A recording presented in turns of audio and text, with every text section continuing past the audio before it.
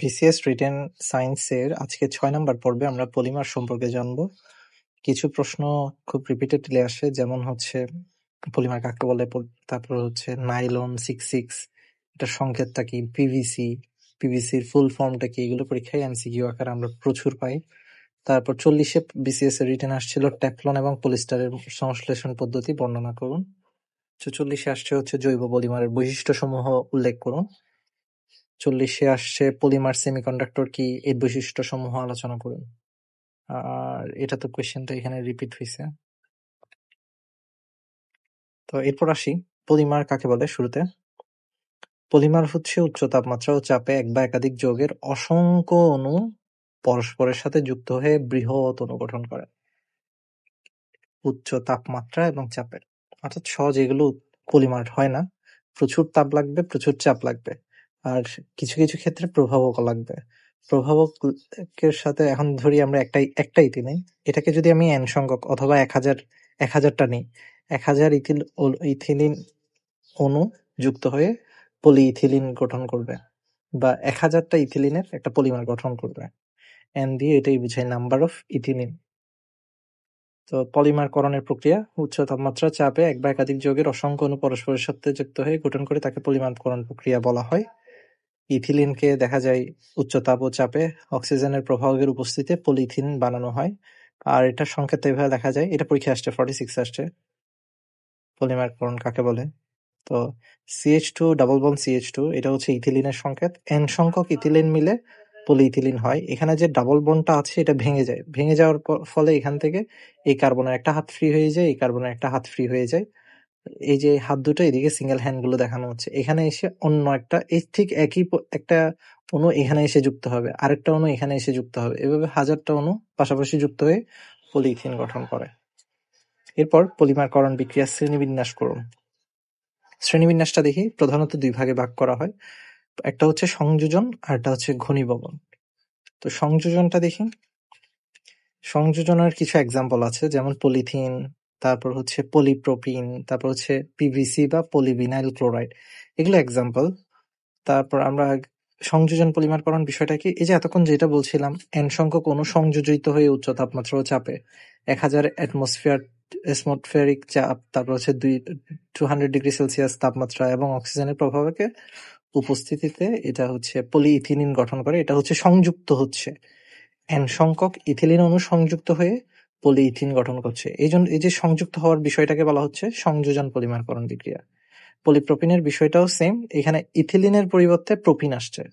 তো আপনারা চাইলে এভাবে লিখতে পারেন অথবা জাস্ট এভাবে লিখতে পারেন, প্রোপিন, এন সংখ্যক প্রোপিন, তারপর হচ্ছে উচ্চ চাপ ডিভাইডেড, তারপর নিচে হচ্ছে প্রভাবক টাইটানিয়াম। এটা মনে থাকলে লিখতে পারেন, না থাকলে জাস্ট প্রভাবক লিখলেই হবে। এরপর এদিকে লিখে দিবেন পলিপ্রোপিন, পলিপ্রোপিন, এটা লিখলেও হবে, চলবে। জিনিসটা মনে না থাকলে করার কিছু নেই। আর অনেক পড়া একদিন আগে রিভিশন দিতে হয়, রিভিশন দিতে গেলে দেখা যায় এগুলো চেক আউট করাটা খুব কষ্ট হয়ে যায়, পরীক্ষার হলে মনেও পড়ে না ঠিকঠাক। তো এন সংখ্যক পলিপ্রোপিন 140 অ্যাটমসফিয়ারিক চাপে 120 ডিগ্রি সেলসিয়াস তাপমাত্রায় টাইটানিয়াম প্রভাবের উপস্থিতিতে পলিপ্রোপিন গঠন করে। এরপর উদাহরণ 3 হচ্ছে পলিভিনাইল ক্লোরাইড, পিভিসি। আমরা যে PVC 5 ইউজ করি এগুলো, এটা basically vinyl chloride. Vinyl chloride জিনিসটা কি, যে CH2 আর একটা CH2 এর পাশে একটা ক্লোরিন থাকবে, এটাই হচ্ছে ভিনাইল ক্লোরাইড। এটা এন সংখ্যক থাকবে, উচ্চতাপ, চাপ এবং জৈব পারক্সাইড এর উপস্থিতিতে এটা পলিভিনাইল ক্লোরাইডে পরিণত হবে। জাস্ট পলিটা অ্যাড হয়েছে আর কি এখানে এক্সট্রা হিসেবে। ডাবল বন্ডটা ভেঙে যাবে, দুই দিকে দুইটা হাত ফ্রি হয়ে যাবে। এরপর টেফলন বা পলিটেট্রাফ্লোরোইথেন, এটা পরীক্ষায় আসে, দুইবার আসছে, না একবারই আসছে। পলিটেট্রাফ্লোরোইথেন, টেট্রাফ্লোরো মানে হচ্ছে 4টা ফ্লোরিন থাকবে, একটা, দুইটা, তিনটা, চারটা ফ্লোরিন থাকবে। ইথিন মানে হচ্ছে 2টা কার্বন থাকবে। তাহলে আপনি মিলিয়ে ফেলেন, এটা 2টা কার্বনের মাঝে ডাবল বন্ড আর 4টা হাতে 4টা ফ্লোরিন। তো পলিটেট্রাফ্লোরো ইথেন, এটাকেই বলা হয় টেফলন। টেফলনকে আপনি যদি আয়রন সালফেটের উপস্থিতিতে অথবা H2O2 এর উপস্থিতিতে, প্রভাবকের উপস্থিতিতে, যার এটা কি উত্তপ্ত করলে তার সংযোজন পলিমারকরণ বিক্রিয়ায় পলিটেট্রাফ্লোরোইথিন গঠন করে, অর্থাৎ এখানকার ডাবল বন্ডটা ভেঙে যাবে, ভেঙে গিয়ে এদিকে একটা হাত ফ্রি হয়ে যাবে। এটাই হচ্ছে টেট্রাফ্লোরোইথিনের পলিমারকরণ, যেটাকে আমরা টেফলন বলি। টেফলন ঘনীভবন পলিমারকরণ বিক্রিয়া হচ্ছে কি, নাইলন 6:6, যে উদাহরণটা আমরা সবসময় দেখি নাইলন তৈরি করার প্রক্রিয়াটা, ওটা হচ্ছে একটা ঘনীভবন পলিমারকরণ বিক্রিয়া। বেসিক্যালি এখানে হচ্ছে কি, যে পলিমারকরণ বিক্রিয়ায় মনোমার অণুসমূহ পরস্পরের সাথে যুক্ত হবার সময় ক্ষুদ্র ক্ষুদ্র অণু যেমন H2O কার্বন ডাই অক্সাইড অপসারণ করে সেই পলিমারকরণ বিক্রিয়াকে ঘনীভবন বলে। অর্থাৎ এখান থেকে H2O কার্বন ডাই অক্সাইড এই ধরনের জিনিসগুলো অপসারিত হবে, অপসারিত হয়ে এরা পলিমারাইজড হবে, মানে হচ্ছে যুক্ত হবে একাধিকে। তো এখানে দেখি কি কি, এখানে যেমন প্রথমে যেমন ছিল COOH, এখানে হয়ে গেল CO, তাহলে এখান থেকে একটা OH রিপ্লেস হচ্ছে। তারপর H2 4 এখানেও ছিল, এখানেও আছে। COOH এর জায়গায় এখান থেকে COOH আছে, একটা অক্সিজেন এখান থেকে রিমুভ হয়ে গেছে। তারপর এটার সাথে এখান থেকেও আসতেছে কিছু জিনিস, এখানে CH2 6, এটা এখানে আসছে CH2 6। তারপর এখানে NH2 ছিল, এখানে NH হয়ে গেছে, H রিমুভ হয়েছে। তাহলে এখানে বিভিন্ন জায়গা থেকে, যেমন এখান থেকে একটা হাইড্রোজেন রিমুভ হচ্ছে, এখান থেকে একটা হাইড্রোজেন রিমুভ হচ্ছে। তারপর এখানকার CO ছিল, এখানকার NH, CO NH, তাহলে এখান থেকে OH রিমুভ হয়েছে, এখান থেকে একটা H রিমুভ হয়েছে, এখানে একটা OH রিমুভ হয়েছে, এখান থেকে একটা H রিমুভ হয়েছে। এগুলো সবগুলো রিমুভ হয়ে এদিকে এসে N সংখ্যক পানি তৈরি করে। তাহলে এটা পুরোটা মনে থাকবে না পরীক্ষার হলে, থাকলে ভালো, না থাকলে আরো ভালো। এডিপিক অ্যাসিডের সাথে হেক্সামিথিলিন কেন বলা হচ্ছে, 6টা মিথিলিন আছে, এই জন্য 6টা মিথিলিন থাকলে এটাকে হেক্সামিথিলিন বলে। ডাইঅ্যামিন কেন, 2টা অ্যামিন আছে, অ্যামিন মূলক 2টা আছে। এডিপিক অ্যাসিড হেক্সামিথিলিন ডাইঅ্যামিনের সাথে বিক্রিয়া করে নাইলন 6:6 এবং পানি তৈরি করে। এখন 6:6 কেন, কারণ হচ্ছে এখানে আছে কয়টা, 6টা CH2 6 আছে, আর কোথায়, না এটা এইভাবে বলা যাবে না। আর যাই হোক, এডিপিক অ্যাসিডের সাথে হেক্সামিথিলিন ডাইঅ্যামিন টাইটেনিয়াম অক্সাইডের উপস্থিতিতে উত্তপ্ত করলে এটা নাইলন এবং পানি উৎপন্ন করে। পলিস্টার হচ্ছে কি, অ্যালকোহল এবং কার্বক্সিলিক অ্যাসিড এই দুইটি ভিন্ন মনোমার ঘনীভবন পলিমারকরণ বিক্রিয়া দ্বারা পলিস্টার গঠন করে। আচ্ছা, এখানে আর কিছু লেখা নাই, এগুলোর নামগুলো লেখা থাকলে ভালো হতো, বাংলায় মনে রাখাটা ইজি হতো। প্রাকৃতিক এবং কৃত্রিম পলিমার। প্রাকৃতিক হচ্ছে যেটা প্রকৃতিতে পাওয়া যায়, পাট, সিল্ক, সুতি কাপড়, রাবার। এই রাবার পরীক্ষারে এটা 1000বার আসছে, আমি এমসিকিউ তে অনেকবার দেখাইছি যে এটা একটা প্রাকৃতিক পলিমার। রাবার, পাট, সিল্ক, সুতি কাপড়, রাবার এগুলো হচ্ছে প্রকৃতিতে পাওয়া যায়, তাই এগুলো প্রাকৃতিক পলিমার। আর কৃত্রিম পলিমার হচ্ছে আমরা মেলামাইনের বাসন-কোসন ব্যবহার করে থাকি, রেজিন ব্যবহার করে থাকি, বাকেলাইট ব্যবহার করে থাকি, পিভিসি, পলিথিন এগুলো সবসময় ব্যবহার করে থাকি, এগুলো সবগুলো হচ্ছে কৃত্রিম উপায়ে তৈরি, তাই এগুলো কৃত্রিম পলিমার। তারপর 44তমতে আসছে হচ্ছে জৈব পলিমারের বৈশিষ্ট্যসমূহ লিখুন। কার্বন কার্বন বন্ধন মাধ্যমে সৃষ্টি হবে, খুব স্বাভাবিক। ত্রিমাত্রিক ধরনের হবে, অর্থাৎ 3 ডাইমেনশনাল হবে। তাপ প্রতিরোধ ক্ষমতা থাকবে, তাপকে বাধা দেয় আর কি।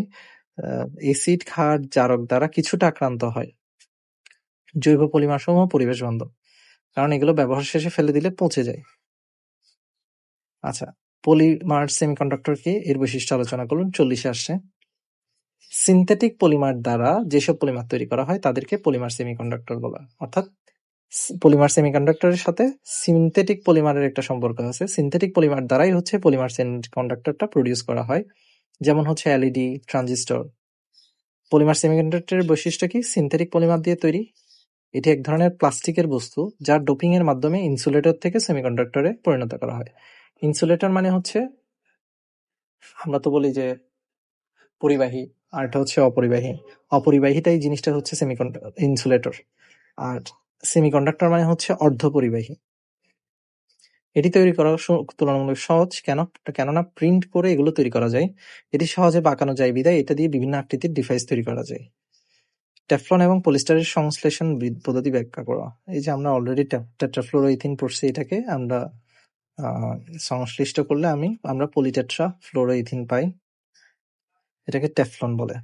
আর পলিস্টারের ক্ষেত্রে আমরা আগেই পড়ছি অ্যালকোহল OH এবং কার্বক্সিলিক COOH এর দুটি ভিন্ন মনোমার ঘনীভবন পলিমারকরণ বিক্রিয়ায় পলিস্টার উৎপন্ন করে। মনে রাখতে ভালো, আমি এটা পড়ছি না। এই প্রশ্নগুলো খুব একটা পরীক্ষায় আসে নাই, তারপরও আমি এখান থেকে দু একটা জিনিস দেখি। সেটা হচ্ছে নাইলন কি? নাইলন এক ধরনের কৃত্রিম নন সেলুলোজিক তন্তু। সাধারণত এডিপিক অ্যাসিডের সাথে হেক্সামিথিলিন ডাইমিন নামক রাসায়নিক পদার্থ পলিমারকরণ প্রক্রিয়ায় নাইলন তৈরি করা হয়। নাইলন দুই ভাগে ভাগ করা যায়, একটা হচ্ছে নাইলন 6,6 আর একটা হচ্ছে নাইলন 6। নাইলন খুব হালকা এবং শক্ত, ভিজলে স্থিতিস্থাপকতা দ্বিগুণ হয়। এটি আগুনে পোড়ে না, তবে গলে গিয়ে বোরাক্স বিডের মতো স্বচ্ছ বিড গঠন করে। কার্পেট, দড়ি, টায়ার, প্যারাশুটের কাপড় ইত্যাদিতে নাইলন ব্যবহার করা হয়ে থাকে।